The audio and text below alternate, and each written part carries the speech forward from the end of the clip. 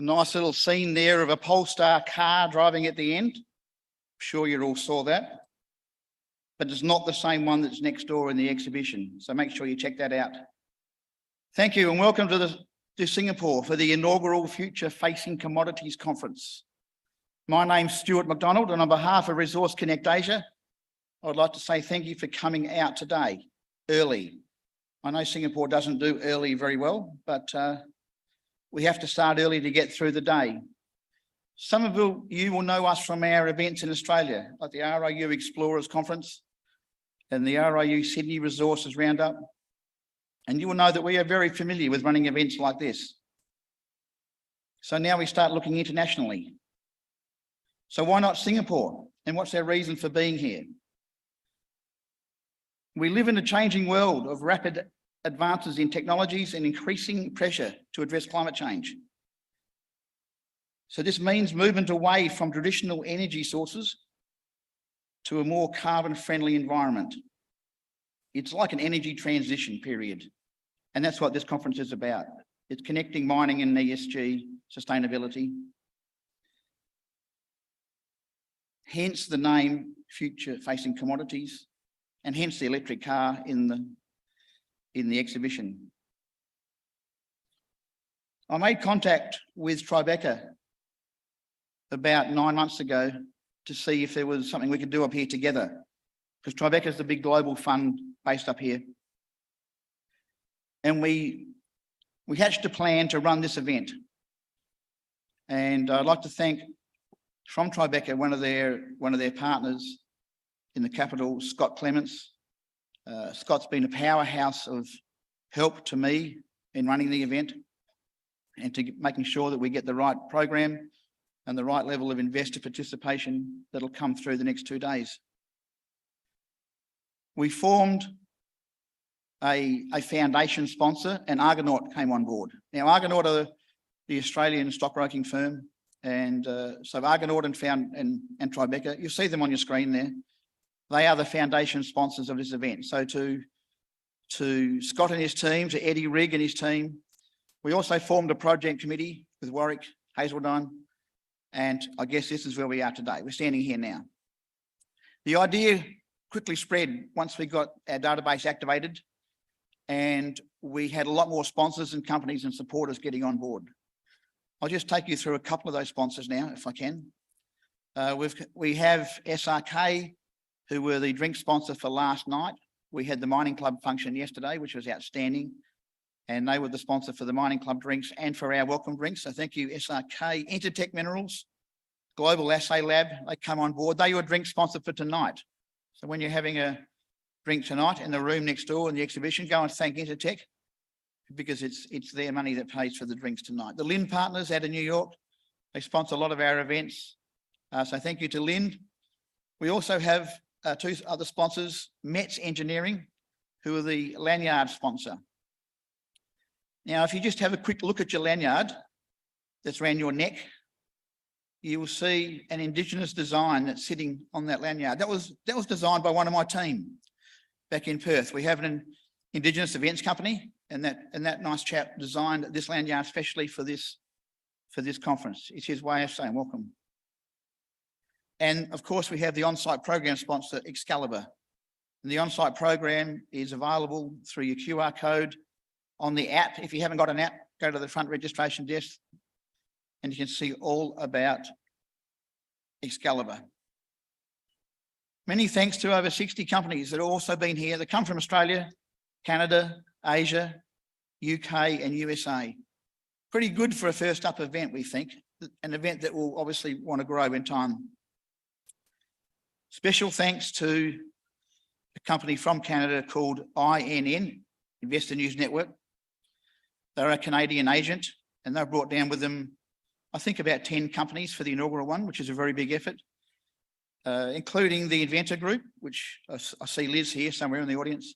So thank you to those companies for buying in, not knowing what this is, coming all the way from Canada to be here in Singapore.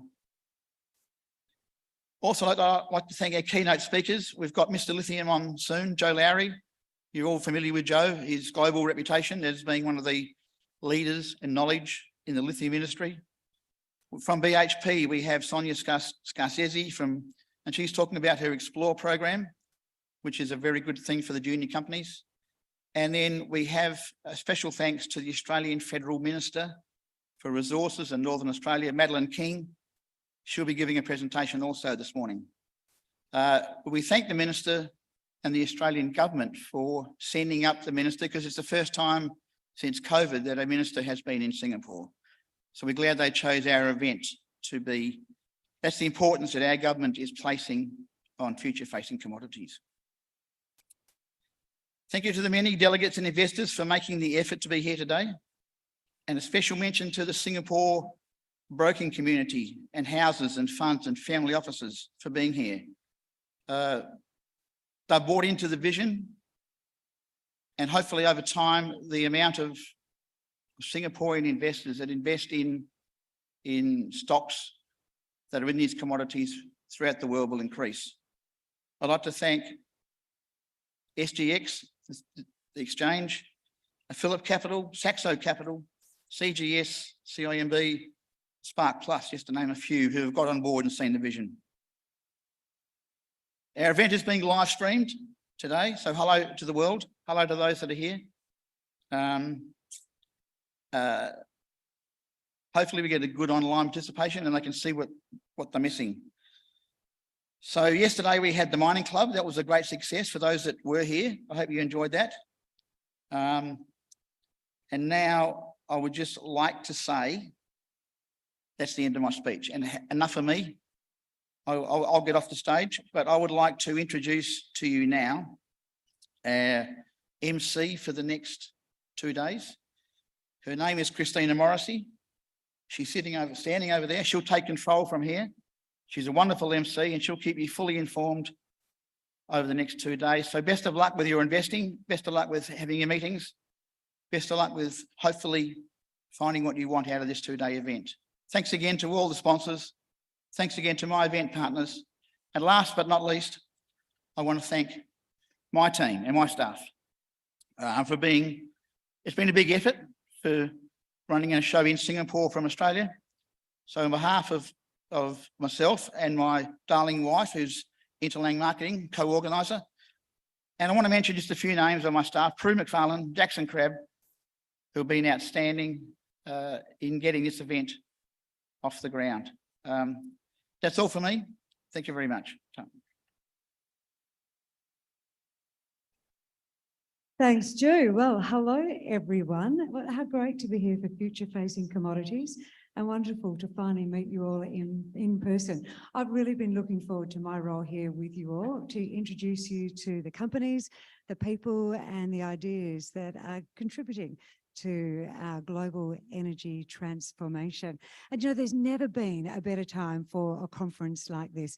We've got companies, both public and private, they're collaborating with governments to decarbonise industry, to electrify industry, and to have this collaboration is really, really unique. We have public and private companies, we have governments, and of course we've got so many increases in government incentives around the world to find solutions to our energy problems. And that for us means more opportunities, more investment opportunities.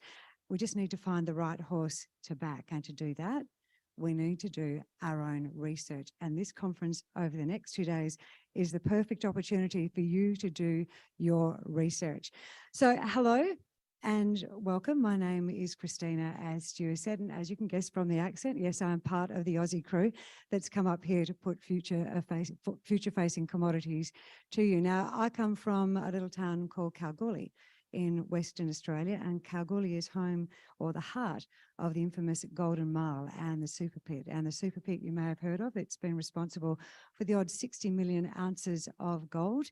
And explorers are now finding more and more of the future-facing commodities that we need to power the world. So it's a little town that you'll be hearing a lot more of, I'm sure, in the future. So let's have a look at what we need to know a little bit more about today. Let's go first for the app. So the app that I'm hoping that you all will have downloaded. If you haven't, it looks like this on the App Store. So download that, you'll see a complete map of the exhibition hall where everyone is located. You'll also see all the presenters, the times that they're up at. You'll note that we actually have two auditoriums. This one, Auditorium 1, where I will be. It's where we're starting and finishing the day. It's home to our keynote speakers, as Stu has pointed out. Also home to company presentations and a little thing that we call the fireside chats. Auditorium number 2, some really powerful company presentations and also some wonderful panel discussions, including one today about the global energy transition. And what we would like to encourage you to do is to move between the two auditoriums freely. So if you're in the middle of one presentation here and you think, right, I've heard what I need to from those people, I need to move across to auditorium 2, you do that. We do not mind you jumping up in between presentations or in the middle of a presentation and moving backwards and forwards. Do remember that our presentations are online. So if you need to go back and research anything, you can. But of course, the beauty of being here for the 1,300 of us that have registered is access to all our fantastic presenters one-on-one as the course of the conference goes on. Point number 2, while you've got your phones out and I've got your attention at the screen, we do have a conference Wi-Fi as well, and that's the password up there. So make sure you get involved in that one. Pop that one on your phone too. So we've got a massive program to get through over the next 2 days. So I think without any further ado, I'm going to move to the side and I'm going to introduce you all to our first speaker waiting in the wings. His name is John Stover. John, do you want to put your glass down and come on up here and join us? So many of you from Singapore will know John really well. And if you know Tribeca, you'll know him well as well. He, of course, is he's the portfolio manager for the Tribeca Asia Credit Strategy. And he's going to tell us today about his analysis of the Supercycle investment opportunity here in Asia Pacific. Would you please make him very welcome, everyone?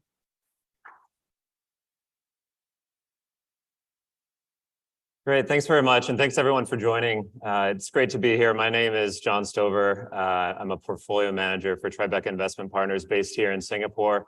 We are an active asset management firm with about $3 billion under management. We have strategies ranging from equities, credits, natural resources, and decarbonization. And we also have a corporate advisory business and a private wealth business. And many of the business heads and portfolio managers for those funds are with us in attendance at the conference here this week. So we look forward to connecting with many of you as the week goes on.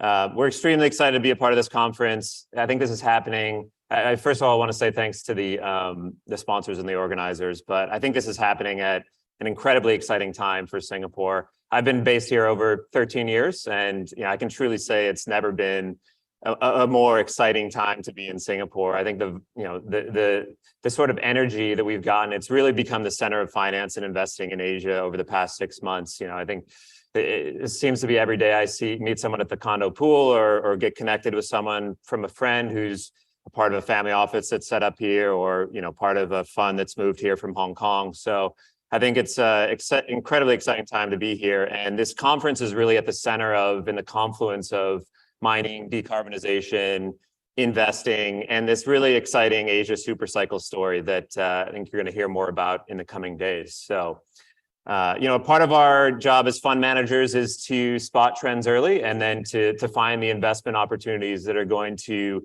drive returns on the back of those funds. So what I'd like to do with this short talk is just to pick up on a few of the trends that we're seeing at the moment, and hopefully that's what helps set the stage for some of the exciting companies and themes you're going to hear for over the next couple of days.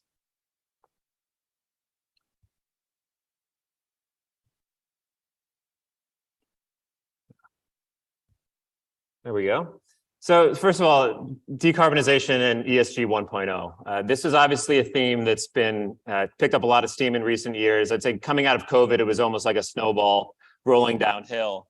But I think, and certainly this is something that as investors we look for in companies, and we want companies to be a part of in terms of, obviously we want them to improve their environmental, social, governance scores and improve their decarbonization through their supply chains. But often we felt like this thematic was on shaky ground. And what I mean by that is it sort of became more important to create a story rather than creating a real business model with profits, or at least the potential to be profitable. Certainly we want the companies that were invested to be focused on this, but if you look at it, it's sort of what it morphed into. It was this disturbing trend where story was ahead of profits, and often there was some very strong tech component to this, and little or no earnings. And rather than growth at a reasonable price, GRP could have been described as harm, hope at a ridiculous multiple. And what we've seen over the past 6 to 12 months is that the wind in the sails of a lot of these high-flying companies has come out. Share prices have come down. And we think there's been a little bit of soul searching in the space, actually, in terms of what investors should be focused on if they want to be a part of this thematic. And at Tribeca, we've always taken a much different approach. So, we look for companies with strong earnings at the bottom of the cost curve, or and are profitable, or at least the potential to be profitable. And we've always taken a really proactive boots on the ground approach. So this picture here this is yours truly at Morowali in Indonesia. Those are bags of MHP behind me, which is a feedstock into the lithium ion battery value chain. This is another one of our portfolio managers, Todd Warren, underground at a mine in Montana. He's in attendance here today this week as well. And we take this really boots on the ground approach because we feel like the stories that we're hearing at the mine gate, the stories that we're hearing at the processing plant, the stories that we're hearing, from a company that's a part of the renewable chain these are going to going forward rather than someone sitting behind a computer and stories that are being spun by someone sitting behind a computer. So, we're very focused on the battery material space, mining technology, nuclear energy, hydrogen, renewable energy, et cetera. And we feel like the future alpha generation is going to be driven by these picks and shovels plays and the commodities that are going to drive decarbonization going forward. And increasingly, and this is very important, I think we're looking for companies that can reinvest their cash flows into decarbonization at strong rates of return. And I'll talk a little bit more about that later. And part of the reason we feel this way is this huge demand boom coming from electrification. If you look at electric vehicles, they use 6 times more battery minerals across copper, nickel, lithium, graphite, et cetera, than a conventional vehicle. Benchmark's done a study showing we're going to need 384 new mines across these commodities by 2035 to meet the demand. And at Tribeca, we think the demand for these commodities like lithium, nickel, graphite, et cetera, can rise by 20 to 40 times by 2050. So this is just this huge demand growth that the industry is really not prepared for. And this is all happening at the same time that mining capex is at multi-decade lows. So you can see this chart here on the right. Mining capex per unit of mine production is at the lowest level in decades. And it's really been flat for about the past 5 to 6 years. And this is happening at the same time that shareholder returns in the forms of dividends and buybacks are at all-time highs.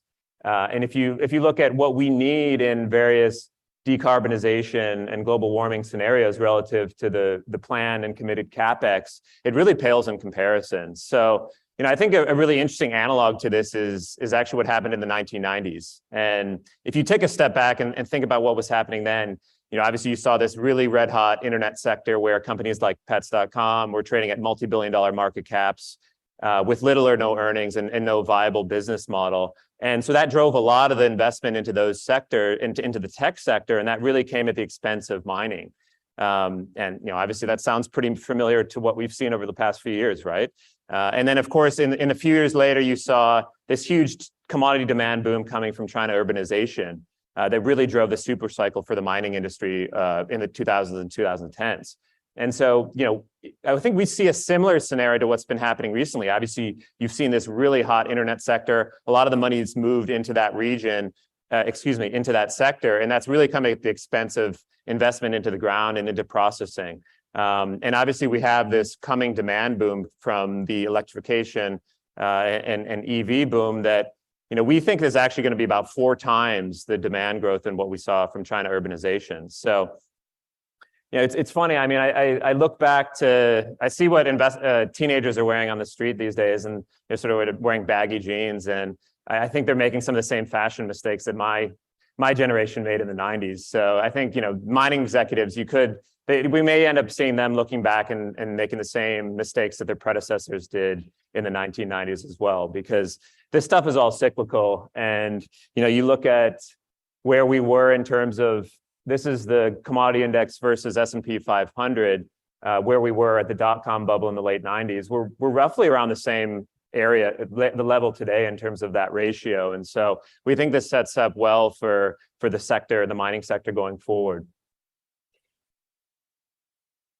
And I think, the auto manufacturers have realized this, the EV manufacturers. I think they've realized that the scarcity is now moving into the upstream. We've seen deals by GM, Volkswagen, Ford, et cetera. We obviously saw Ford just announced they're going to participate in a $4.5 billion nickel processing plant in Indonesia.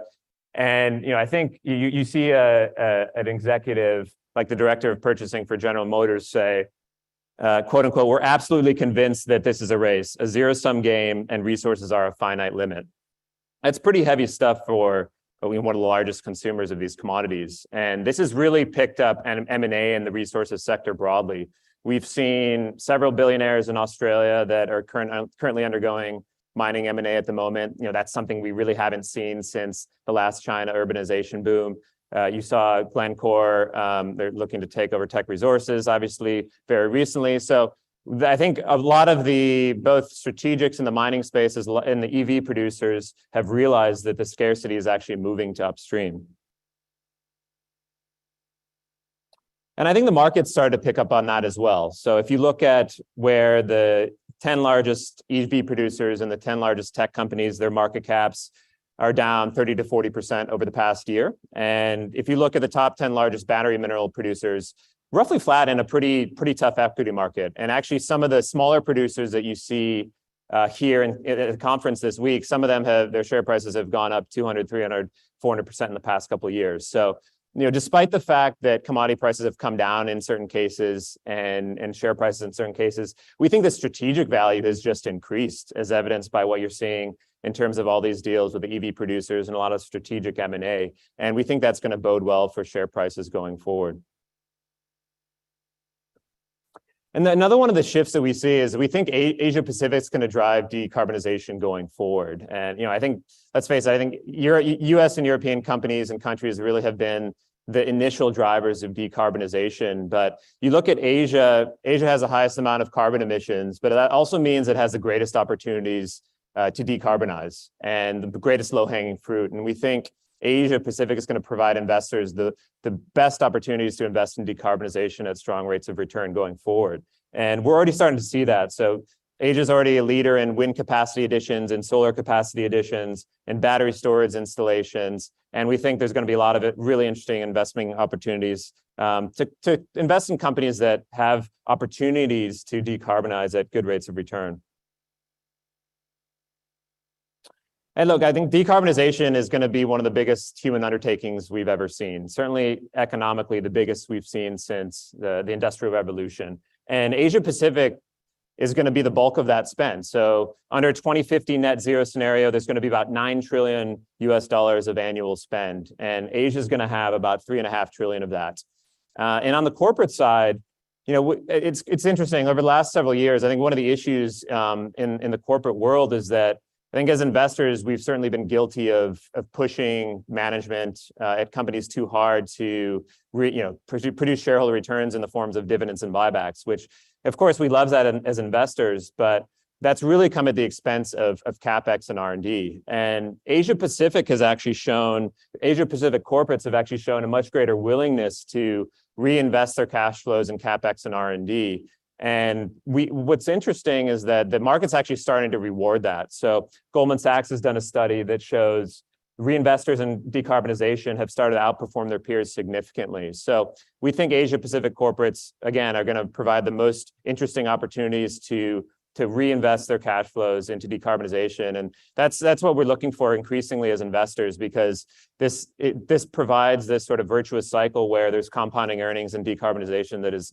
incredibly attractive to investors.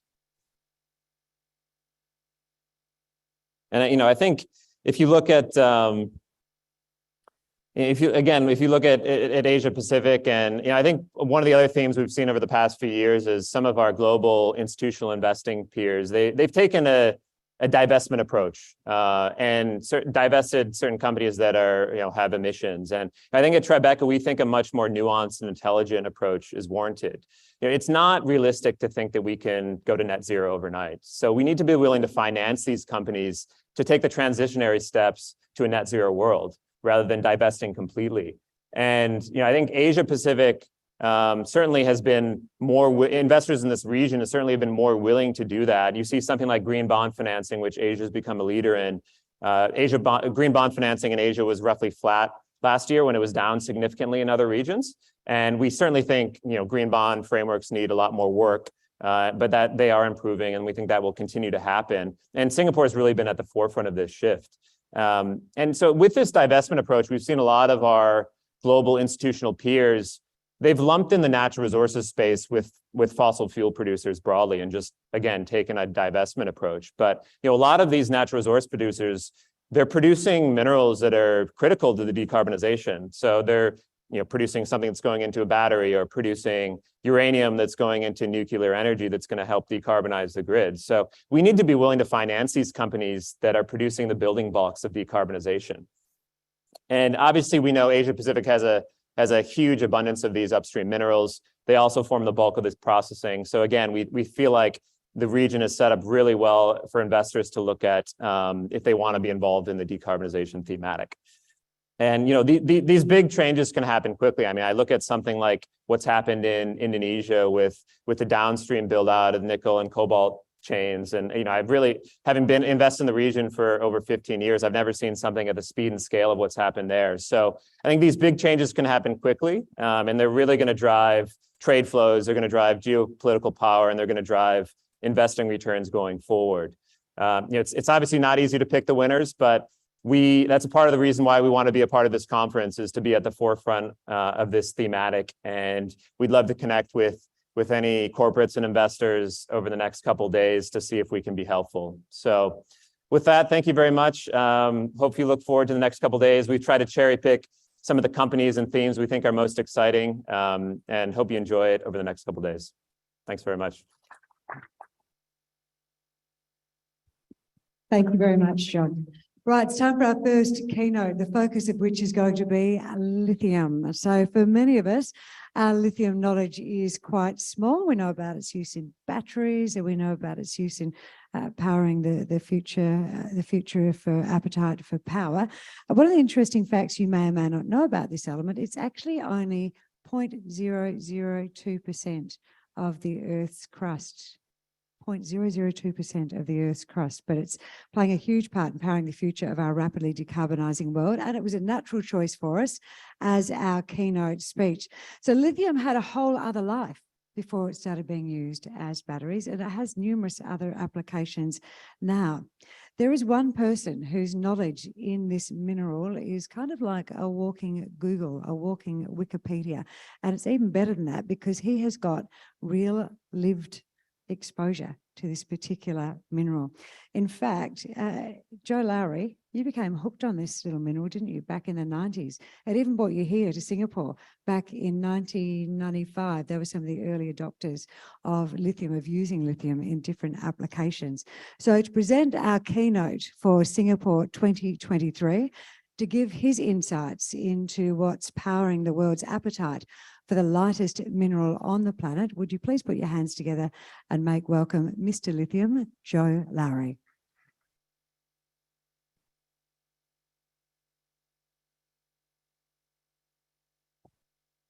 She got paid to talk nice about me. So I want to thank Tribeca and Scott for extending the invitation for me to speak here today. It's a big honor. Normally, I speak at lithium events around the world. This is a much more diverse audience than what I'm used to. So I am not going to come up here for 40 minutes and read slides. I am going to tell you a few stories. I do have slides, but I think the value here is because there's an audience that's not that familiar with the lithium industry, just to hit some high points and see where it goes. This does not seem to be moving my slides. Oh, there we go. Oops. Let's go back. So why do I call this the lithium decade? It's kind of a grand term to use. The reason I call this the lithium decade is simply because what's been referenced already this morning, that e-mobility has finally arrived. You can see the energy transition is here. You're seeing now, after false starts in the past that I'll talk a little bit about, that e-mobility is happening, it's going to happen, but the lithium industry is not at all prepared to power the transition that's going to come in the next decades. And why is the lithium industry not prepared? Because the lithium industry is a real tiny industry. When I started in 1990, it was a $200 million global industry. It took 25 years for it to reach $1 billion global sales of lithium chemicals. Since 2015, when it hit $1 billion, it'll be about 40 to 45 billion this year. But if you were in the lithium industry back in 2010, when Carlos Ghosn at Nissan said, I'm going to have 1.5 net zero vehicles on the road by 2016, the lithium industry was like, maybe that'll happen, maybe it won't happen.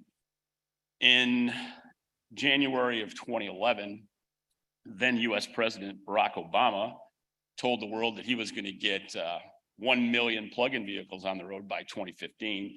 That didn't happen.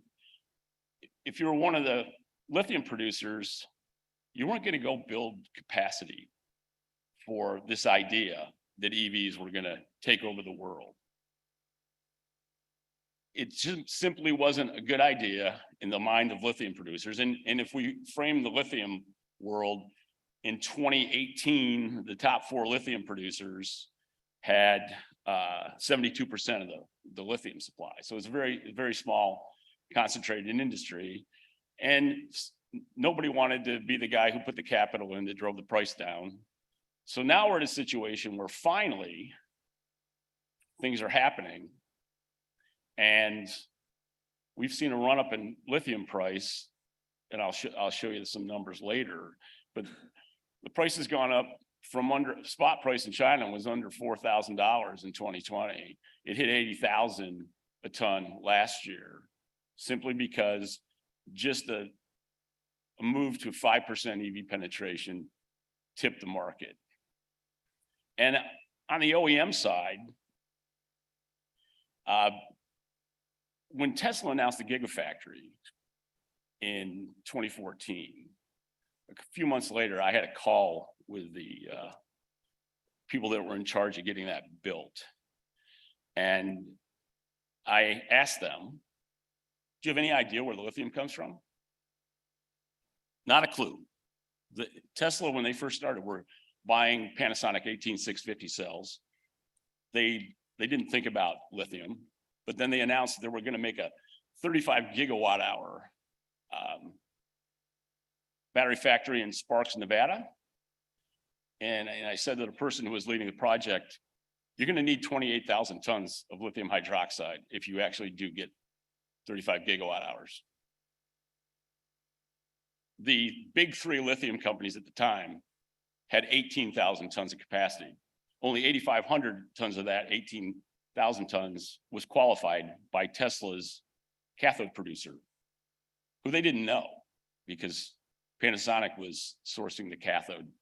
It was Sumitomo Metal Mining, had a plant in Shikoku Island, Japan. I had been the original supplier to Sumitomo Metal Mining when I worked for FMC Lithium, which is now called Lyman. So the great conundrum was, okay, if you've got a lithium industry that's not prepared to supply this first gigafactory, what do you do about it? And that was the question that I was asking. I said, you told us the problem, there isn't enough lithium. How do we solve it? I said, you go to China. You have to go to China. I said, the US lithium producers, or the Western world lithium producers, are totally focused on NPV. They are not gonna bet ahead of demand. The Chinese will. And if you go look at the Chinese export statistics, about 6 months after I made that statement to Tesla did go with Panasonic to Japan or to China.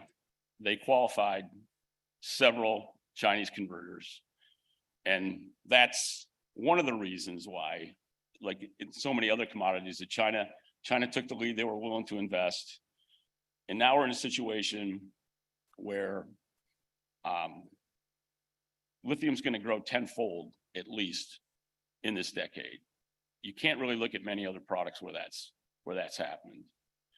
And you can build a gigafactory in 2 years, and I'll show you a map of what North America is planning and what Europe's planning.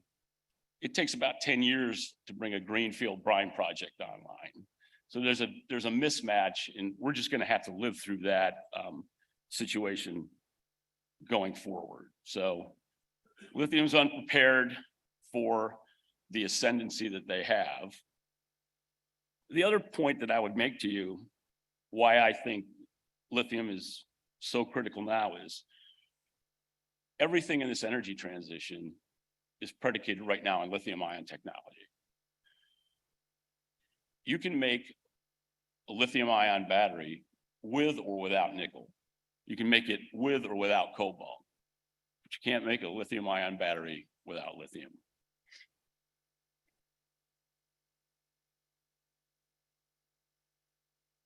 But my button's not working here, sorry. All right, major trends. What are the kind of things I'm looking at as this industry tries to get through the decade, tries to catch up with supply, tries to catch up with demand? What we've seen really since COVID started, it was a shock, I think, to all of us that the EV revolution really took traction in the first year of COVID, where it wasn't just China and Tesla. The Europeans started buying EVs in mass quantities. And we saw the situation where China had been, it was a total buyer's market in lithium. Lithium prices were extremely low. And then once we went up to around 5% EV penetration, the market flipped. The power dynamic completely switched from China to Australia, in my mind. That's the way I view it. And I know there's people who are gonna agree with me on some counts and disagree with me on other counts. But right now I think it's Chris Ellison likes to say it, the guy with the rock wins. And we're seeing that play out. And that's a trend you're gonna have to keep watching, because it's gonna have major ESG impacts, because right now the Chinese are being forced to get the lithium that they need to go to Africa, to start taking direct shipped ore, to develop their low quality lepidolite. And that's going to have severe ramifications. People, especially the European Union, likes to talk about implementing battery passports. And there's a lot of talk about how we're not going to accept, big automakers are saying, we're not going to accept materials from mines that aren't compliant and aren't making steps towards minimizing their footprint. And the biggest battery producer in the world, CATL, is out there mining low quality lepidolite, which has significant ESG ramifications. The other thing that we've seen, I think the speaker before me referenced it, is after Tesla started to realize that they didn't know where lithium came from, it would be a good idea if they found out. A couple years later, I was talking to the German automakers and trying to convince them that they were going to have to enable investment in lithium. They didn't have to invest in mines. I never suggested that. I suggested they gave junior miners, especially, bankable offtake agreements or prepayments or any number of different ways to ensure that capacity got built. And they didn't like that idea. They just said, hey, look, the battery guys are the guys with the lithium problem. We don't have a lithium problem. But this is back when they were just announcing building EVs. They found out a few years later, and we already had the reference about VW investing and GM investing in Lithium Americas. That's a theme I think you need to keep watching, because I think now everybody knows they have a lithium problem. And we've seen this year, in the beginning of the year, kind of extreme volatility in the China spot market. What's that all about? Well, I think you're going to see volatility in the lithium space going forward. I believe honestly that China's tried to create a false narrative to talk the lithium price down. I think in activity of some of the things CATL said and done. I think BYD's kind of on the same ilk that way. It's gonna be interesting, but I will show you the way I look at the numbers. We're in a shortage for the rest of this decade. And even though there may be mismatches between supply and demand and price might get volatile, the long-term lithium price is going to tend towards high, not low.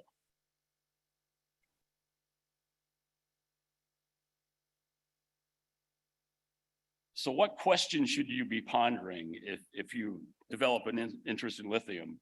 There's a lot of talk now about regional supply chains.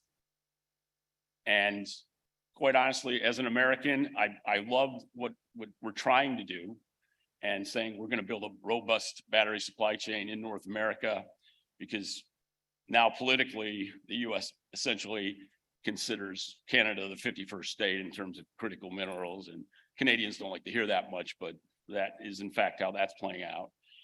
And one of the things about coming here to speak, this is called a commodity event. Lithium is not a commodity, it's a specialty chemical. People don't like to hear that. Lithium is a chemical industry that may or may not have a mining component. I think you need to think that way about lithium.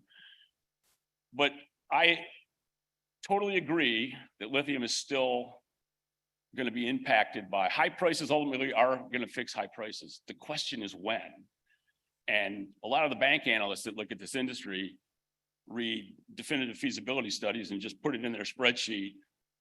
And the dirty little secret of the lithium industry is there has never been a lithium project on time. It's just a question of how late it's going to be. So I'd be thinking about that. I'd be thinking about, will lithium become a commodity? I don't know. The only guys who can make lithium a commodity are the battery people. They would have to agree on a common spec. And that is not happening. And I don't believe it'll happen in this decade. It may happen later on. I referenced ESG earlier. I am not one of those anti-ESG guys at all. But the honest truth is that what people don't like to hear, and especially I see this in my country, that the Biden administration wants 50% of the cars to be EVs by 2030, but nobody wants mining. And a lot of the millennials that are protesting mining, they're doing it on an iPhone. And all an iPhone is a collection of mine materials. So we'll see how the ESG thing plays out.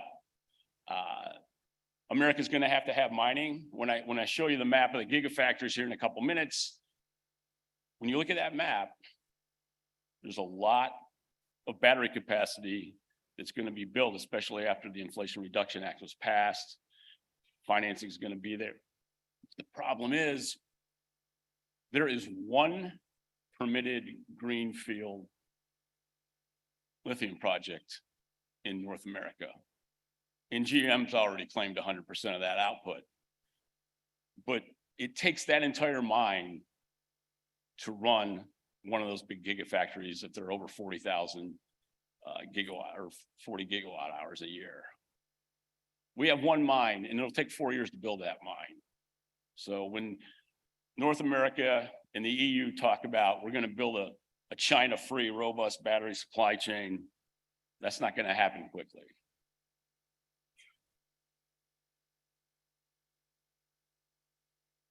So what's the lithium market look like? Well, when I started in the industry, there wasn't a lithium ion battery. So these pie charts looked a lot different when I started. First time I came to Singapore was 1995, and there was actually a fairly significant lithium market here. It was grease, it was engineered plastics, and it was pharmaceuticals. And now, in 2022, roughly 80% of lithium demand is all tied up in battery. And by the time we get to 2025, it'll be 90-ish. And by 2030, nobody will be showing pie charts anymore about lithium demand, because it's just going to be lithium demand is totally predicated on what happens in battery.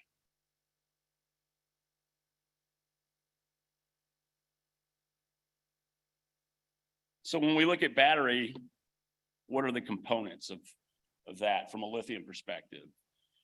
Last year, there were about 672 gigawatt hours produced, and 490 of that was for EVs. EVs are growing at, you can pick your compound growth rate. There's all sorts of numbers out there, but it's growing faster than it can be supplied currently by the lithium industry. Energy storage systems, though, are actually growing faster at a faster rate than EVs. And these numbers are from Supply Chain Insights, which is similar to what Benchmark does. And there's some debate about what the actual numbers were last year, but they're all kind of cycle around 700 gigawatt hours. And as we go forward, portables will grow at GDP rates or a little more than GDP, but EVs and energy storage for renewables are going to grow at either teens or near 20x.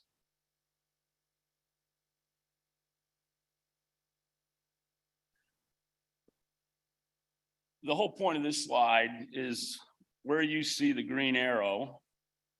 This was the tipping point. In the fourth quarter of 2020, lithium price started to rise. And that was on the back of a move just over 5% global EV penetration. These numbers are from Row Motion, who's one of my trusted sources for battery information. They have three cases here. The yellow line, the base case, shows 41% EV penetration in 2030. Yet when we went from 3% EV penetration to 5%, the lithium market tilted. So again, supporting the fact that lithium's not quite ready for prime time yet.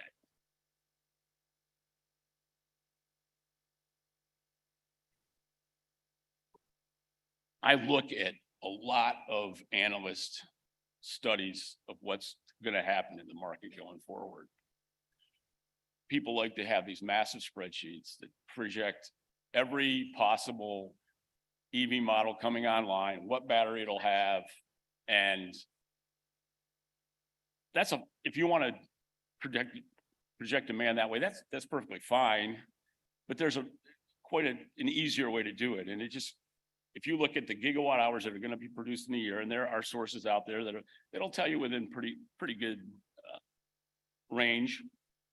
All you have to do to project lithium is take that, multiply it by roughly 0.8.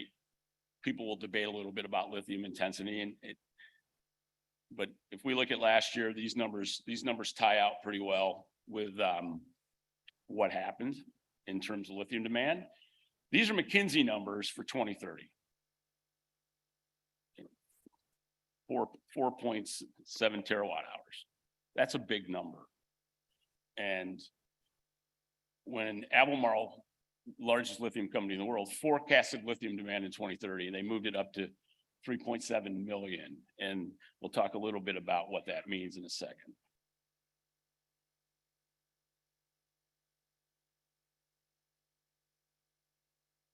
These are my numbers. And a lot of people say that I'm just a perpetual lithium bull, but my numbers are quite tepid compared to Albemarle's and looking at it from the demand side. The important thing here is the red part of the line, or the bar rather, and the green part are the two chemicals that are used in batteries, lithium carbonate and lithium hydroxide. That's where all the growth is. But if you look at my numbers, the market stays just short of being in balance. I don't project a huge shortage, but I project a continual shortage. Albemarle has just come out with new numbers, and they predict in 2025 that we're going to need 1.8 million tons of lithium carbonate equivalent. That's a huge gap to what I show. And my supply line, that's pretty far north of my supply line. So what does that mean?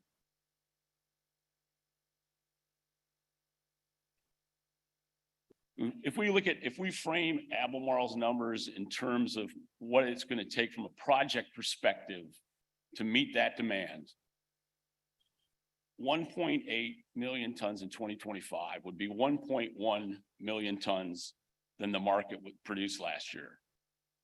That would take 40 or 25 rather, world-class brine projects to come online in 3 years. I promise you that is not going to happen. If you want to frame it from Western Australia mining, that would be the equivalent of 6 Greenbushes 2022 production. That would be the equivalent of 13 times what Pilbara thinks they're going to do this year. There are a lot of new lithium projects out there, but from an execution perspective, you are not going to see a response that meets that kind of demand. This is Bank of Montreal. I just like to show multiple numbers just to show everybody in the term of demand and growth is speaking out of a similar songbook. And Bank of Montreal is a little closer to my numbers than Albemarle's, but it's still significant growth. So there are people out there that believe that China's going to mine lepidolite to a level where the industry is going to go to oversupply relatively quickly. I don't subscribe to that. Goldman Sachs does. And so when I take the cross-section of 4 banks and what they say about undersupply or oversupply, Goldman Sachs has a significant oversupply in 2025. The other banks I mentioned here, Canaccord, JP Morgan, UBS, they all have the market not too far out of balance, but all tending to undersupply. It's fascinating to me that when we talk about price, the banks that say the market's going to be undersupplied have price crashing. I'm not an economist, but when I look at this market, the lithium market's totally disconnected from the cost curve. And I think it's going to remain so. I don't know. I'm not going to I have price numbers, but all I know when I predict the price is I'm wrong. I just hope I'm not too far wrong. Let's go back to the China story. When people talk about the lithium ion battery space, they talk about China's dominance. And that's a fair point, because China, if you look at the whole supply chain, and these are numbers from Benchmark. Last year, 70% of world cell production, 78% of the lithium active material that goes into the battery, 44% of conversion of lithium chemicals. And it's probably fair to point out, if you're not really familiar with the 2 types of lithium that are in the market, hard rock-based spodumene, right now in Western Australia, for the most part, a precursor is made, it's shipped to China, and conversion capacity turns it into lithium chemicals.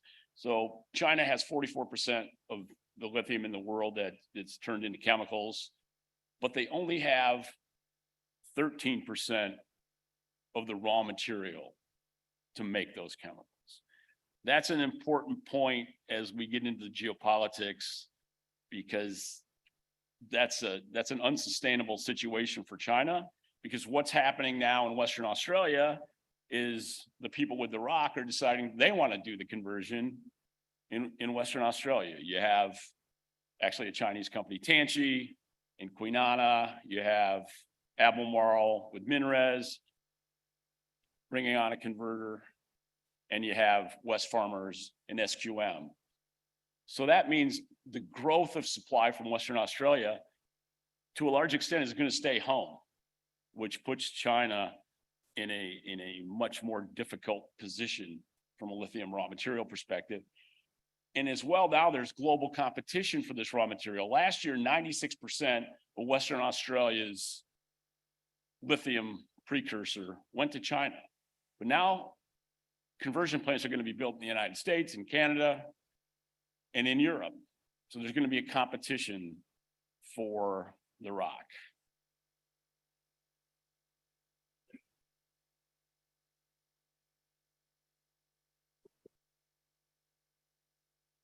If you want to build a robust battery supply chain, if you're the United States or if you're the EU, policies matter. And we've seen with the curiously named Inflation Reduction Act that was passed in August of 2022, that all these things have been announced on here, whether it's Tesla with a new Gigafactory or it's Ford and CATL, BMW, Redwood Materials. The beginnings of this battery supply chain are happening. The curious point of this is, though, building gigafactories in America with no raw materials doesn't make a lot of sense. So it's going to be interesting to see how this plays out. Right now, I think the thinking in Washington is, yeah, we need to change our permitting rules. We need to change some things, but we also need to make really good friends with Canada because they have more assets in the critical metals than we do.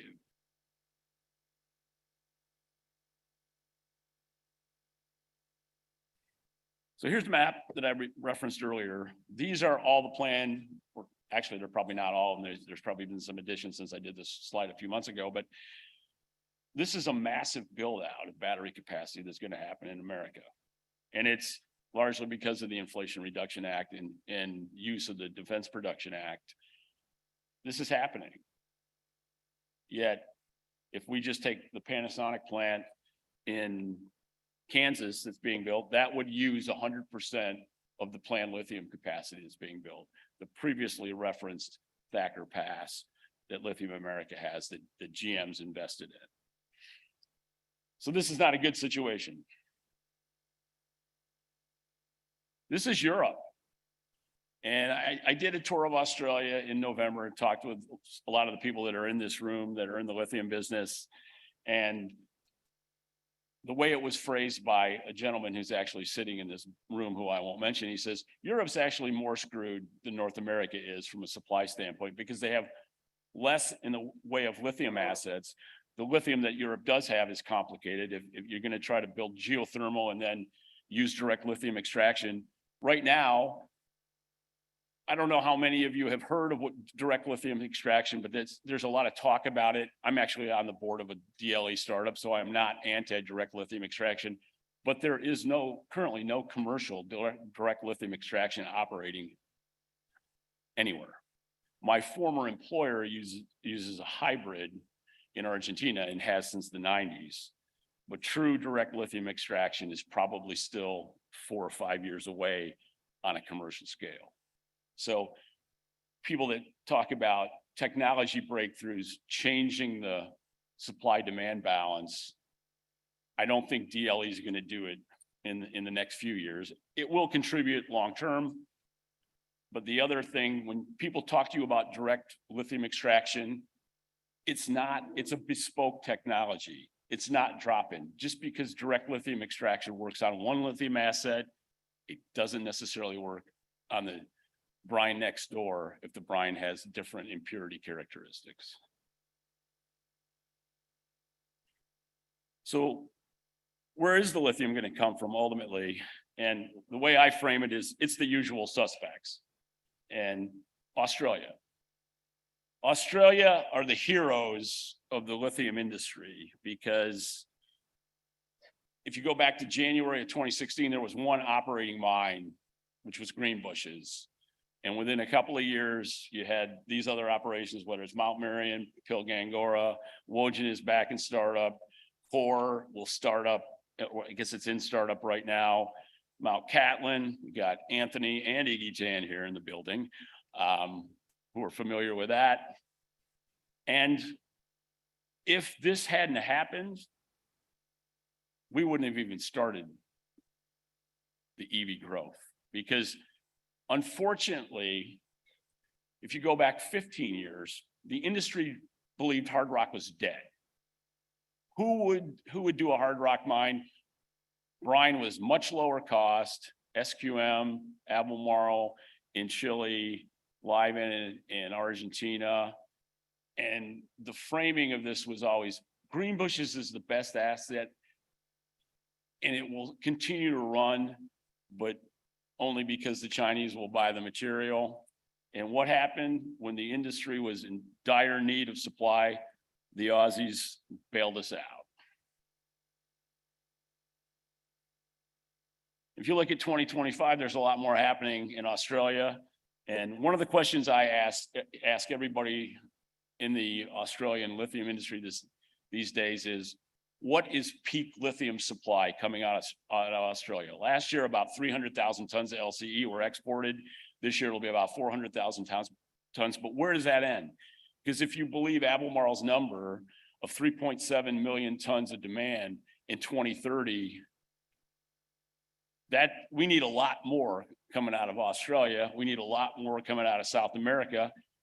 I have a podcast. I had Chris Reed, who started Neo Metals, which is the Mount Marion project, had him on my podcast, asked him the question. He said he thinks that Australia ultimately can do about 1.5 million tons of lithium carbonate equivalent. I don't know whether that number's right or wrong, but I do know if that number's right, it's kind of a dire situation in terms of meeting the growing lithium demand, because we'll look at South America in a minute. This is kind of like this. The dominance of brine was very slow moving. When the lithium industry was very small, just the Atacama was enough. Just the Chilean Atacama, SQM operating on one side of the Salar, Albemarle on the other.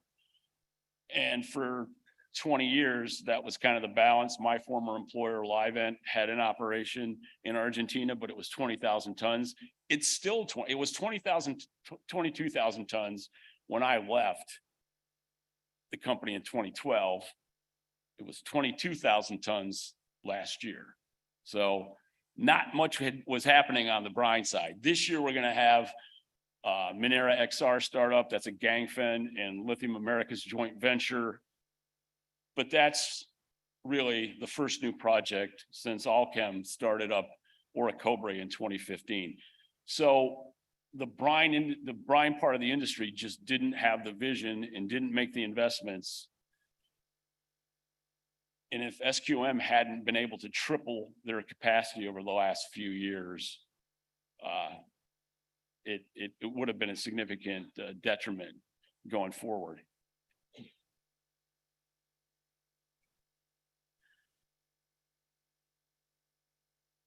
I love this slide because it's great ambition. But if you look at the record of execution of projects, this is what the lithium triangle, which is, it's unique that people continue to talk about the lithium triangle, because the lithium triangle means this area with Bolivia in the north, Chile, and Argentina. But Bolivia has been trying to produce lithium from the Uni for 4 decades. And they've, I don't know, made maybe 15,000 tons in those 4 decades. So they're not a significant contributor.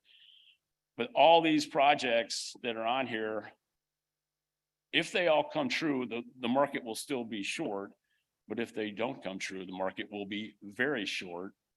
And my estimation is, of some of the new projects that are being built out now, probably half of them will actually be operating, not this whole map.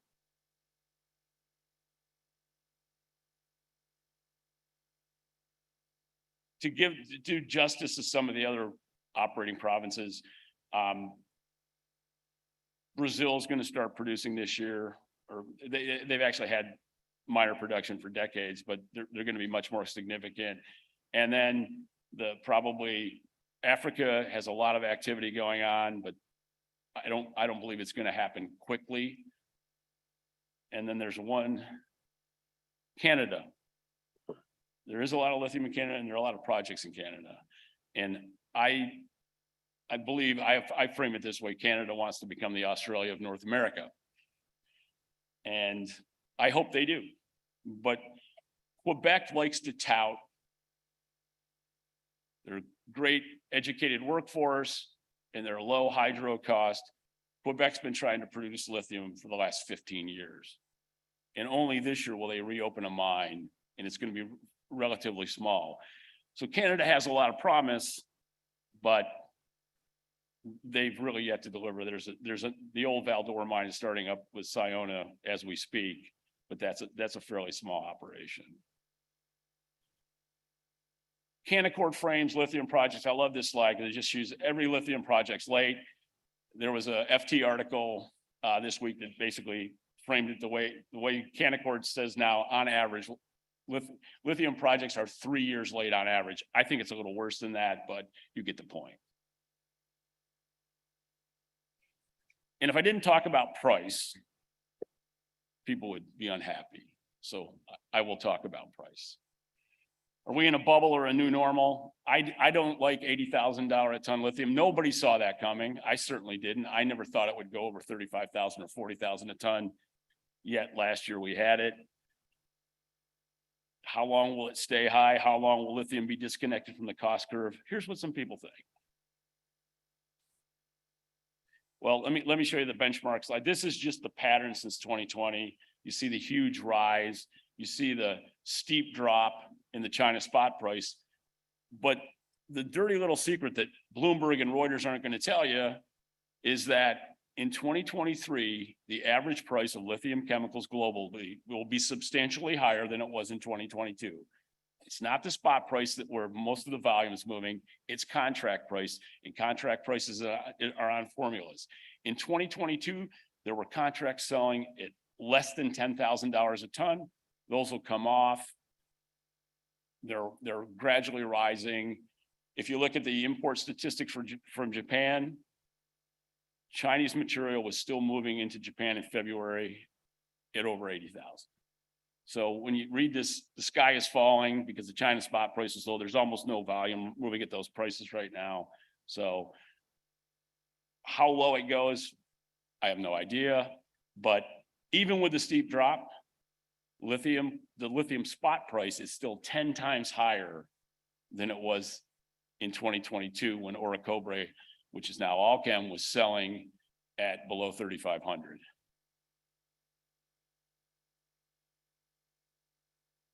Spodumene.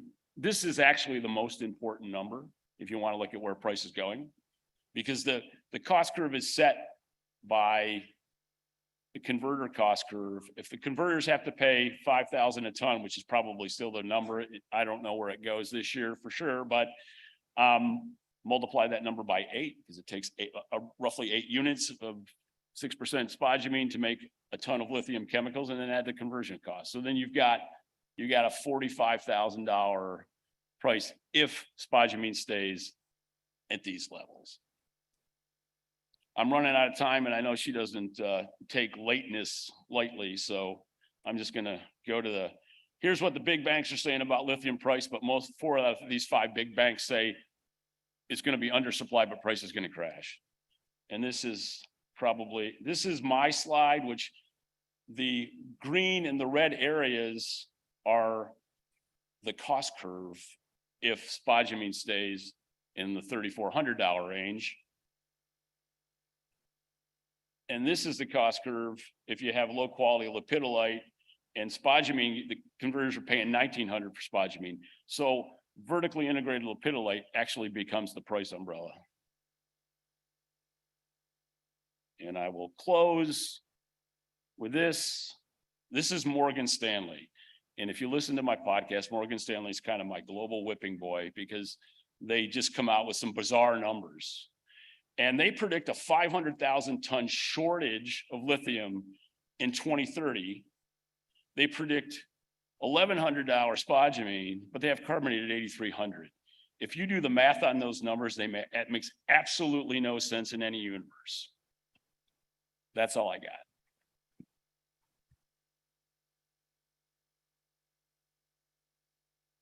Thanks so much, Joe. A really big part of this conference over the next few days is not just giving you investment opportunities, but it's giving you knowledge to base your investment cast as well. And Joe, that is a brilliant way to start off today. And also thanks to John as well for building our knowledge base. Now, some of the investment opportunities that you are going to hear from today, in fact, a large percentage of them are Australian. And even those contributing to our fireside chats, our Aussies, we've got a really rich concentration, as we just saw from some of those slides that Joe popped up, of the elements needed to power our supply chain of the future.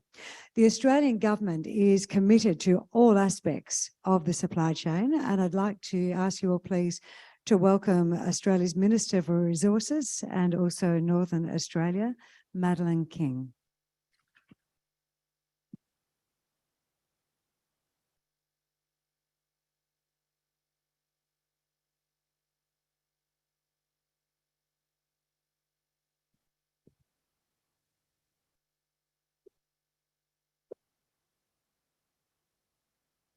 Oh, good morning, everyone, and thanks, Chrissy. I understand you're a Kalgoorlie girl, is that right? So a great history in Kalgoorlie of where Western Australia mining really took off from the first time. And I know one of the organisers also from Kalgoorlie originally, and of course my grandmother's from Coolgardie. So we ties are deep to the gold rush of Western Australia from the 1890s. So thanks everyone for being here today, and thanks for the organisers of the event for the invitation to speak. It's my first visit to Singapore outside of Changi Airport as the Minister for Resources of the Commonwealth of Australia. And it's really my great pleasure to be here in Singapore today.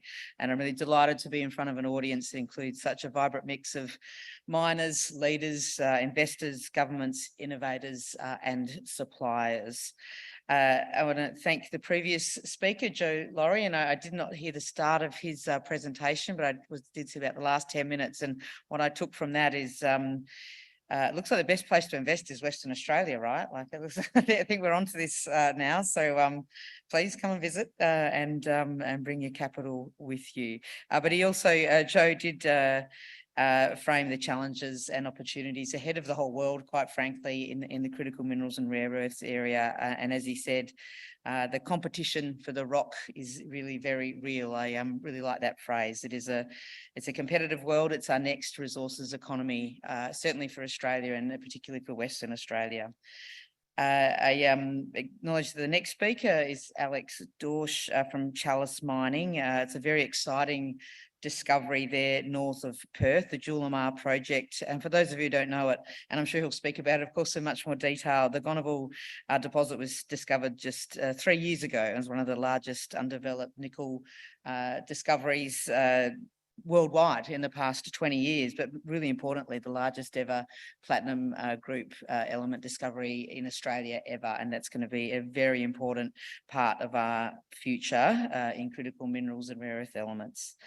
So a conference like this, the inaugural Future Facing Commodities Forum brings together a lot of people to discuss the world's growing demand for the minerals we need to prevent a global and dangerous climate change. I want to congratulate the organisers, Stewart, McDonald and Gloria Zhang from Vertical Events. It's a fantastic event and great to be here in Singapore, which is, as we know, a really principal investment hub and financial hub for a very important region in the world.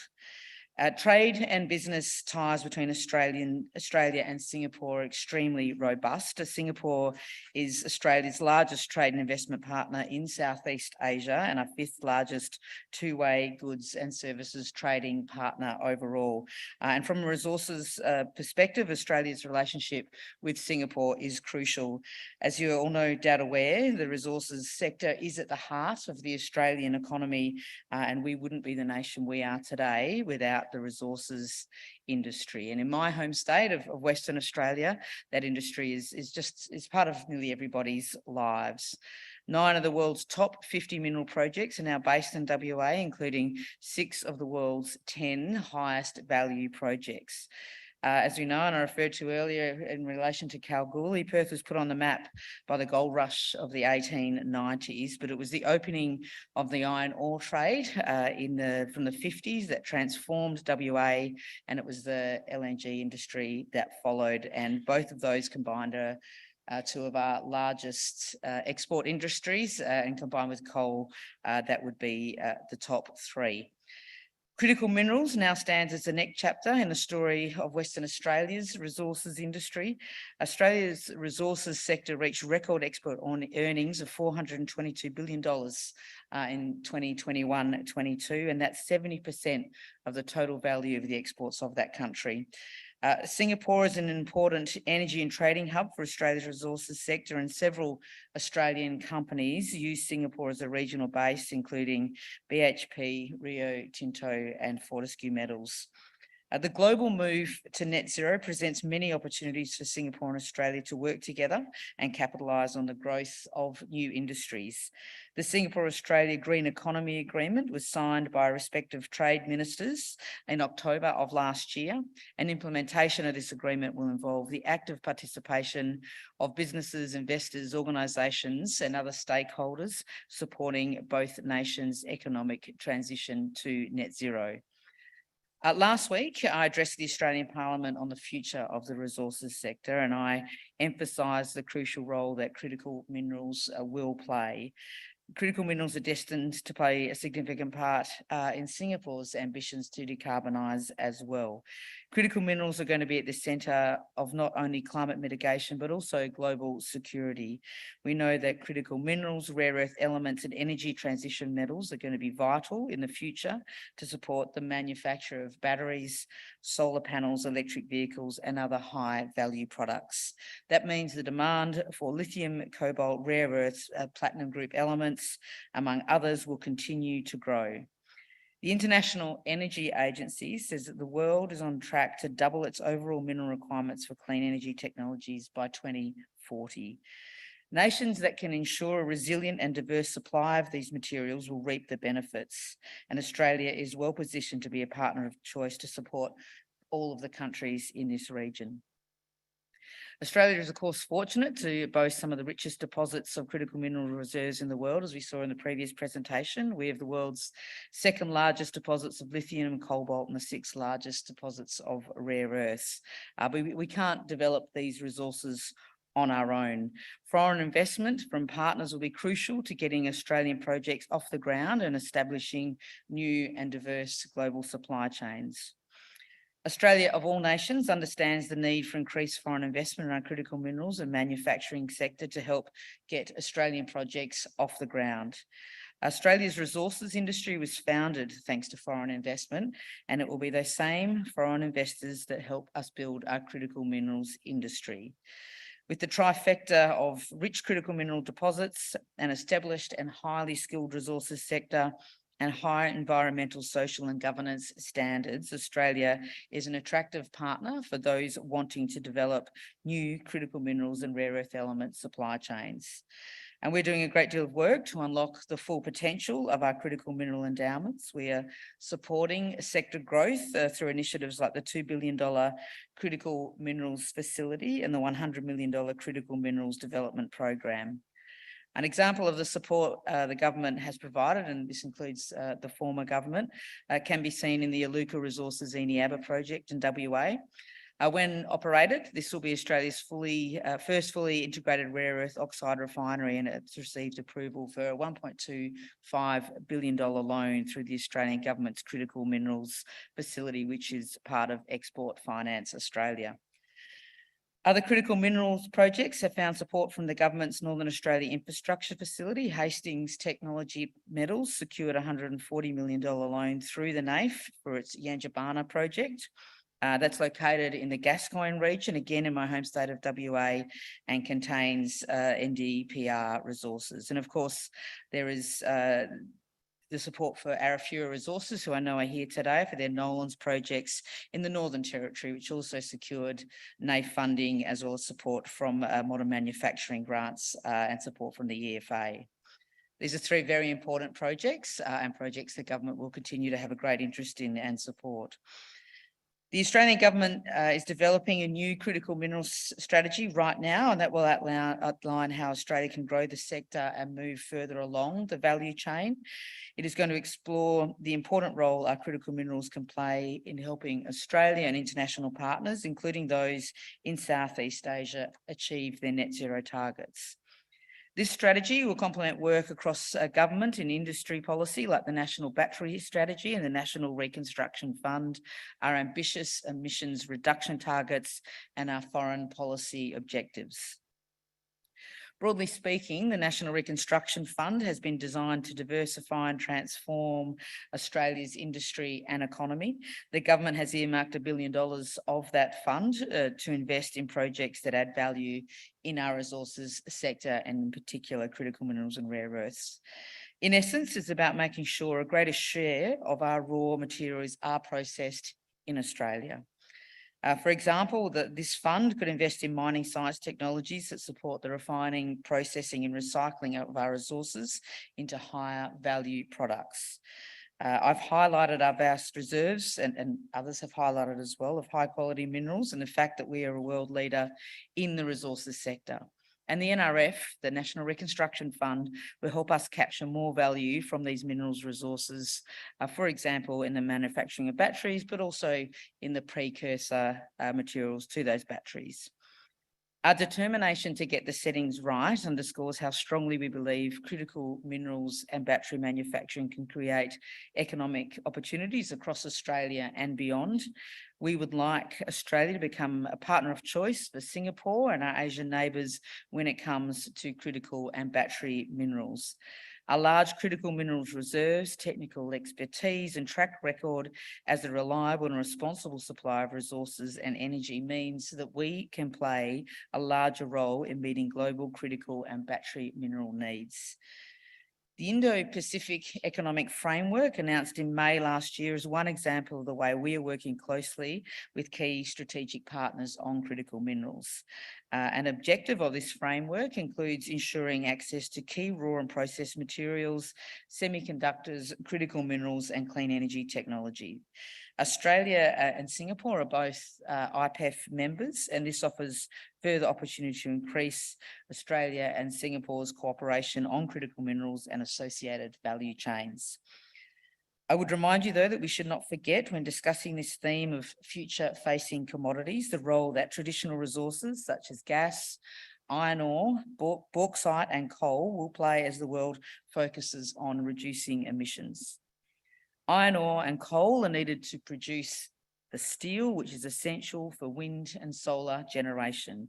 Each new megawatt of solar power requires between 35 to 45 tonnes of steel, and each new megawatt of offshore wind power also requires 120 to 180 tonnes of steel. And we need coal to make the steel. Gas, meanwhile, will provide the flexibility we need to add more renewables to the grid while being a vital feedstock and a heat source to process these critical minerals. The change in the air driven by the global commitment to net zero means new opportunities. Nations that are proactive, innovative and clever in the way they work with their strategic partners will be best placed to make the most of these remarkable opportunities. We are determined to be one of those countries, and we see nations like Singapore and others in Southeast Asia as playing a significant role. Ultimately, capturing more value from critical and battery minerals is going to build new industries, create high-paying jobs, and boost trade and investment across the region. It is an opportunity too good to miss, and we are looking forward to joining with you on this journey. Thank you all very much, and I wish you the very best for this conference. Thank you. Thank you so much, Madeleine. Thank you for making the journey over here. And as Madeleine said at the start of her speech, there are few stories more intriguing at the moment on the ASX in Australia than that Julimar deposit. It's got people talking, how the heck can such a big palladium nickel deposit be just sitting 70 k's from the mining sector headquarter in Perth, Western Australia? Alex Dorsch, you want to come up here and tell us about it, sir? So this fellow is the MD for Chalice. You've led the company through an exceptional growth period. And I was just thinking, when were you last here in Singapore? Were you here before pandemic 2019? No, unfortunately not. Wasn't? I was. And I remember what your share price was back there. Anyone else? 15 cents. What is it now? That's $7.60. And I'll sit down now and let you keep speaking. Thank you. Would you please make Alex welcome, everyone? Thank you very much for that kind introduction. Fantastic to be here at this event, and credit to the Federal Resources Minister for making the journey up to this part of the world as well. It's fantastic to see policymakers really, I guess, accelerating the push for critical minerals projects and growth of that industry. So Chalice, as it says here, our Julimar nickel copper PGE project is really a well-timed new large-scale discovery in Western Australia, and I'll take you through the history and some details on that, project now. The usual forward-looking statements, these disclosures are available on our website or on the ASX platform if you wish to read these. So who is Chalice? Chalice Mining is an ASX 200, now globally recognised name in exploration. We have a team of a very sizable team of exploration geologists who have quite an incredible track record. We've got a very high performance, results-driven company culture. And our purpose, as it says there, is to really address the need for and the demand that's coming for these future-facing commodities like nickel, copper, cobalt. And that is, really the challenge is actually finding the metal, not just building the mines. The mines actually build themselves largely. It's actually that the hard bit is actually finding the metal in the ground. So our aspiration, as it says there, is to, given what we've found in Julimar, is now to create a world-class multi-district green metals province in Western Australia. So here's our board of directors, some of our recent achievements, as it says there, about 4,000% return to shareholders since the discovery. So it's been a fantastic few years for Chalice shareholders. Our market cap today, about 2.8 billion Australian dollars. We've got a well-financed company. We have just under $100 million at the end of last year. We've got some very serious institutional investors on our register now. So BlackRock mining fund in the UK, as well as predominantly a number of Middle East sovereign wealth officers and large US institutions. And we are starting to, capture the attention of the market in terms of research as well. Last week, we updated the market with some revised numbers for the Julimar resource. So as it says, this is a major new polymetallic critical minerals project in Western Australia. So what better place in the world to find a major new source of these metals? As you can see on the map on the right-hand side, the project is just outside of Perth, about an hour and 15 minutes drive. So quite unbelievable that it took until 2020 to recognise this. You would think that every day of the week, this would have been found in the 1960s, maybe the 1950s even. But we were fortunate to apply a completely new mineral systems approach to this area. And as you can see there, now we have a 560 million tonne resource at approximately 0.5% nickel equivalent. It is slightly unique in that it is a nickel sulfide or magmatic nickel sulfide deposit, but it's very rich in byproducts like palladium, cobalt, copper. As you can see, there's 16 million ounces of contained platinum group metals, 860,000 tonnes of nickel, 520,000 tonnes of copper, and 83,000 tonnes of cobalt. Makes it a very significant mineral system. But what's even more important here is that we have just, really sort of scratched the surface. We've got a 30-kilometre long, newly recognised intrusive complex. So that resource number is going to continue to grow over the coming years. It also has some very high-grade material within it. So the core of the system, as you can see, there's 120 million tonnes at almost 1% nickel equivalent, and that extends down to depths of 800 metres. We have actually already intersected mineralisation, though, down at 1,100 metres, and it's still wide open. So this is a strategic asset for Western Australia and indeed the nation. It's a very rare mix of commodities. Obviously, the PGEs are predominantly produced in South Africa and Russia. Australia has negligible current production, but the world is also very hungry for new sources of Class 1 nickel in particular.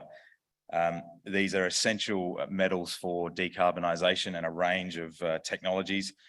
We own 100% of the project, so we're really in the driver's seat. We've also got 8,000 square kilometres of surrounding tenure in a completely unexplored area. So this is a sort of once in a generation type of exploration opportunity.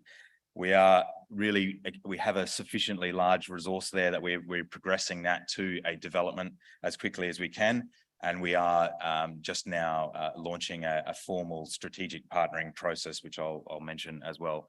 And given the location here, it's safe to say that we have access to some of the best quality infrastructure anywhere in the world on the outskirts of a city of approximately 2 million people. So I mentioned that it's a strategic asset. You can see some of the where these metals come from. Nickel and palladium is really a story of in the case of nickel, Indonesia and the Philippines, but also Russia is one of the largest producers, particularly of class 1 nickel, and Russia produces 40% almost of the world's palladium. So that is a very challenging situation for Western supply chains.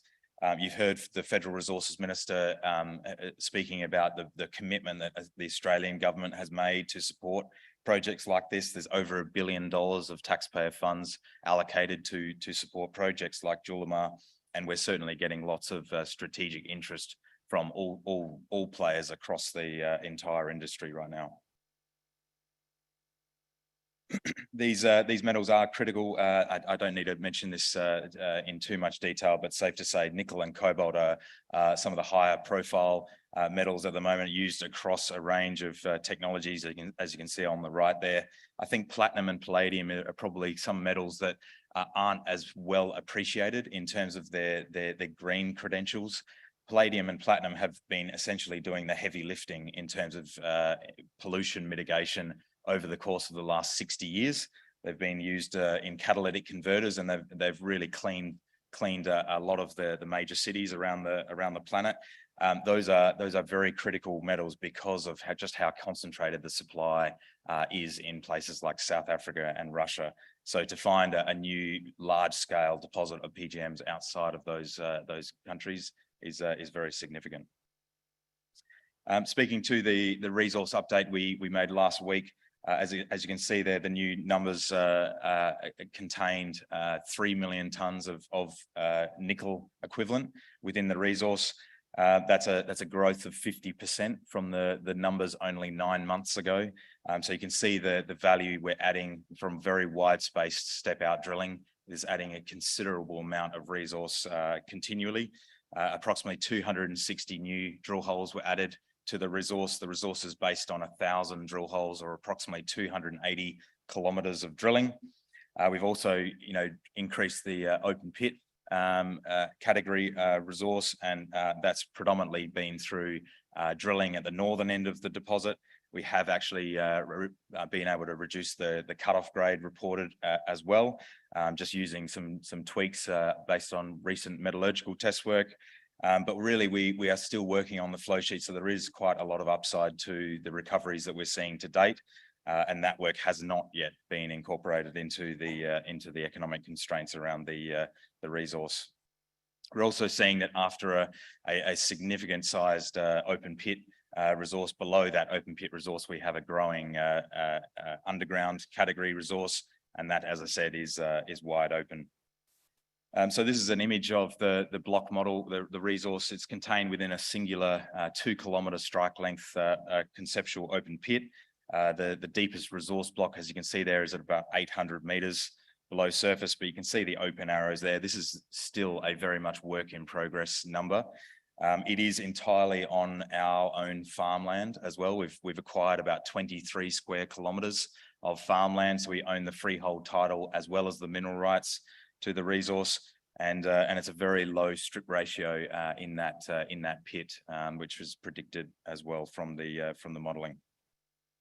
The high grade part of this system as well, as I said, 120 million tonnes within that global resource number, and that's where if you strip away blocks lower than 0.6% nickel equivalent, there's still about 10 million ounces of equivalent palladium in just the high grade part of this system. So this is, as you can see there as well, down the bottom left hand side, that's the 1,100 metre deep drill hole that I mentioned, where at the base of that drill hole we're intersecting 32 metres at 1% nickel equivalent, and that's about 600 metres beyond the block model. So as you can see, lots more work to do, and that this resource will continue to grow significantly.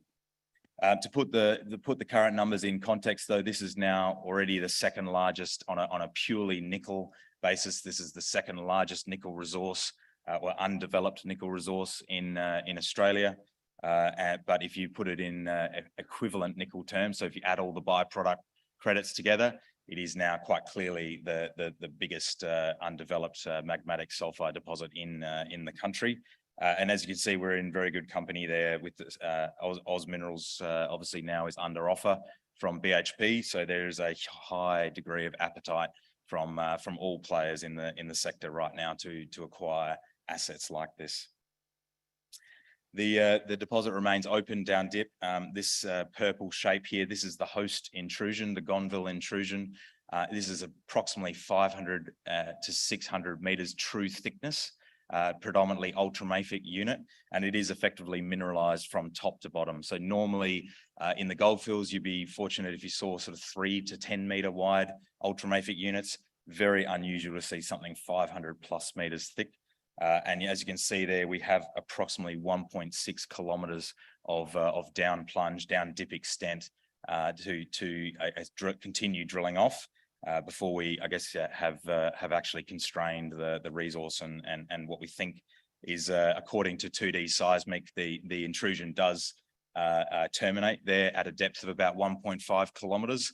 But there's actually no guarantee, and we haven't yet drilled that deep. So we're continuing to drill on the resource with 2 drill rigs and on very wide spaced centers now. So those drill holes will add considerable tons in each of every one of those.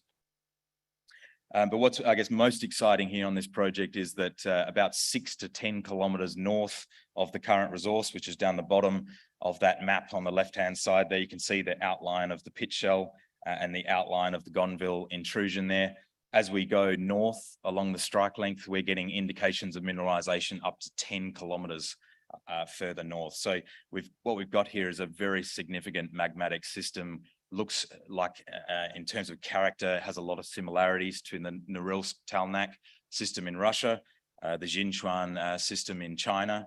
So really, we are drilling along this complex to find where these pockets of high-grade mineralization exist along there. As you can see along that Hooley prospect there, we've had some fantastic recent results. So what we're intersecting up there is exactly the same geology, exactly the same mineralogy and mineralization there along approximately 5 kilometers of strike length, but that is itself open to the north as well. So we have 4 rigs drilling along the complex.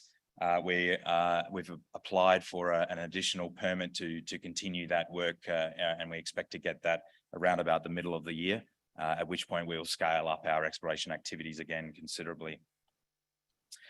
So the belt in its entirety is not just 10 kilometers. I guess we know there's mineralization over at least 10 kilometers, but the belt, according to the geophysics and the soil sampling and the regional work we've done, we know it's a 30-kilometer stretch of mafic, ultramafic rocks. So these are sort of what dreams are made of for exploration geologists to be able to drill something like this for the first time.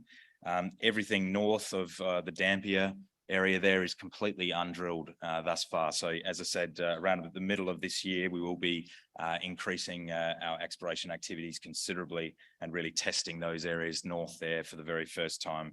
It's worth noting as well that a company that we're a strategic investor in, Caspian Resources, also have indications of mineralization up to 50 kilometers away from our resource. So this is a very large-scale mineral system, and one that is no doubt going to deliver something truly world-class. In terms of how we process this material, we've done a lot of work experimenting on potential flow sheets here over the course of the last 3 years, really since the discovery hole. We think that the obvious solution here is to produce a copper PGM concentrate. We're very fortunate that most of the PGMs float with the copper, and we can recover those and get very good payabilities from copper smelters selling products to them. And then we're looking at some hydrometallurgy options. We're looking at multiple different technologies in the midstream space to process the nickel cobalt into a mixed hydroxide precipitate. And that's a very attractive product for the battery industry and the precursor cathode active manufacturers. So we're looking into options on that side, and we're continuing to do test work. We also have a few things in relation to grind size, as well as potential leaching of flotation tails that we're also looking in. Really, the flotation tails leaching options are one of the more attractive looking options here, because we can really increase the PGM recoveries. So we are doing development studies. Those are very much underway, but we're also speaking to a range of potential strategic partners here for this asset to come alongside us. So really, it's a dual strategy for this project. We are in active discussions now with a range of strategic partners. We expect to close a transaction during this calendar year. We are advancing development studies really around the flow sheet and just confirming, I guess, the preferred flow sheet. And then towards the end of calendar year 23, we will be starting the regulatory approvals process.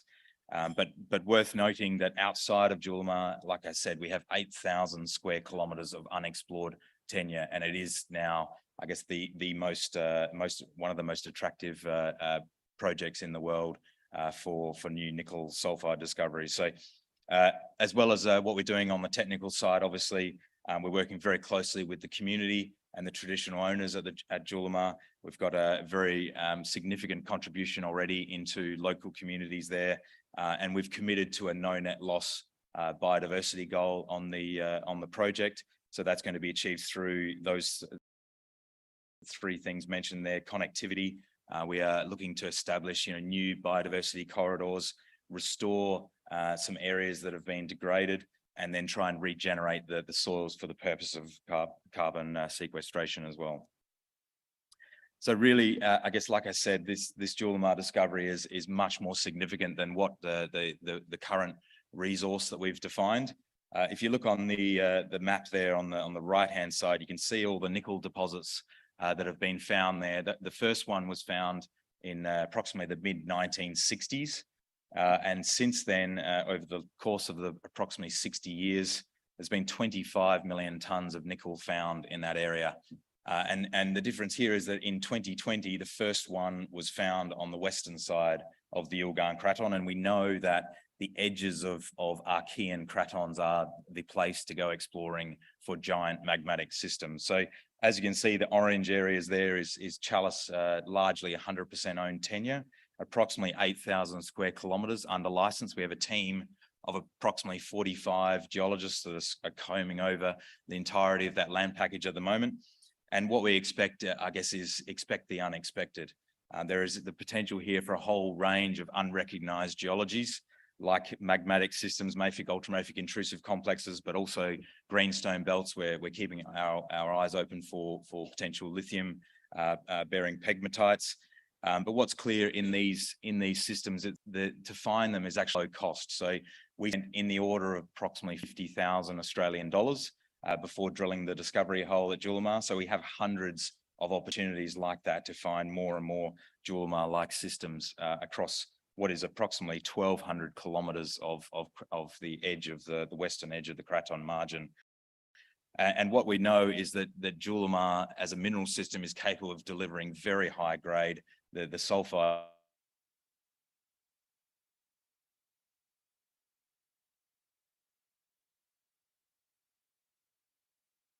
PGMs.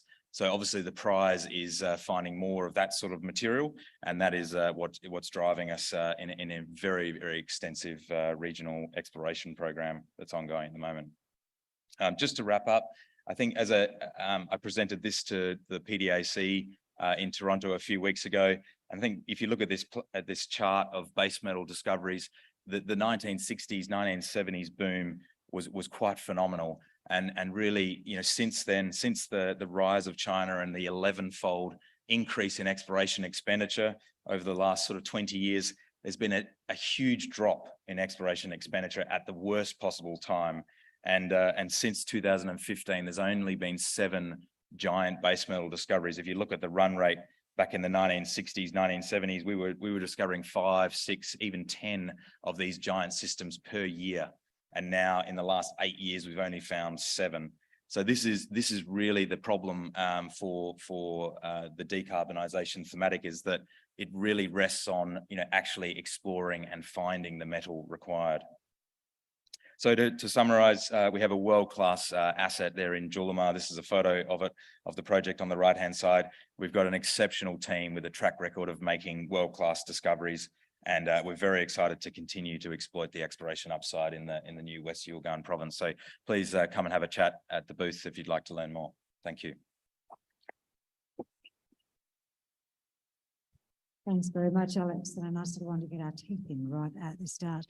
John mentioned at the very start of the event today that collaboration is going to be a key way that we're going to discover these minerals that we need for the rapid decarbonisation of the globe.